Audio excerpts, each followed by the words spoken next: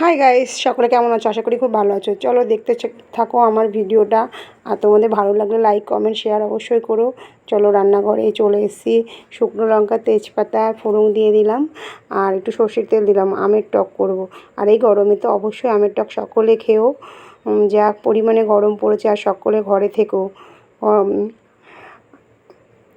আমের টক করলাম আমি। দেখো আম দিয়ে দিলাম, হালকা স্বাদ মতো নুন দিলাম, চিনি দিলাম, দিয়ে আমি ঢেকে দিলাম। আমের টকটা করছি। তো এতটা পরিমাণে গরম পড়েছে কি বলবো তোমাদের।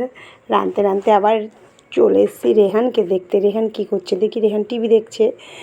তো রেহানকে দেখে এক কোণা দাঁড়িয়ে ঠিক টিভি দেখছে, আর আমাকে দেখে হাসছে। মানে আমি ভিডিও করছি, ও হাসছে আমাকে দেখে। আমাকে দৌড়িয়ে এসে আমাকে একটু জড়িয়ে ধরলো, ধরে আমাকে টাটা দিচ্ছে। আমি আবার ও টাটা করে চলে এলাম রান্নাঘরে। এই আমের টক হয়ে গেছে। তো কড়াও গরম হয়ে গেছে, কড়াই সর্ষের তেল দিয়ে দিলাম। দিয়ে এখন পটল ভাজবো, কেননা পটল কেটে নুন হলুদ মাখিয়ে রেখেছি। পটলটা ভাজে নিলাম, দিয়ে দিলাম সব তেলের ওপরে। পটলটা এপিট ওপিট করে পটলটা ভাজা হোক। আমি আবার একটু বাইরেরটা দেখলাম। দেখো কী রোদ বাইরে, সত্যি এত রোদ কি বলবো। সকলে ভালো থেকো, সুস্থ থেকো এবং সাবধানে থেকো। তো পটলটা হয়ে গেছে, ওপিট ভাজা। উল্টে দিলাম। এই যে হয়ে গেছে প্রায়, পটল ভাজা কমপ্লিট। পটল তুলে দিয়ে এবার আলু দিয়ে দিলাম তেলের মধ্যে।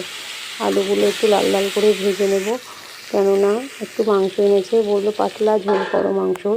তো একটু সত্যি পাতলা ঝোল করব। আবার আমি মাঝে মাঝে ওর কাছে আসি দেখতে ও কী করছে। ওদিকে চেয়ারে বসে এবার টিভি দেখছে আবার। তো আলু ভাজা হয়ে গেছে, তুলে দিয়েছি। এই চিকেন কষানোও হয়ে গেছে প্রায়। তো আলুটা দিয়ে দিলাম চিকেনের মধ্যে, দিয়ে একটু ঢেকে দিলাম। ঢেকে দিয়ে একটু গরম জল সাইডে বসিয়ে দিলাম, যে মাংসের ঝোলে একটু গরম জল দেবো।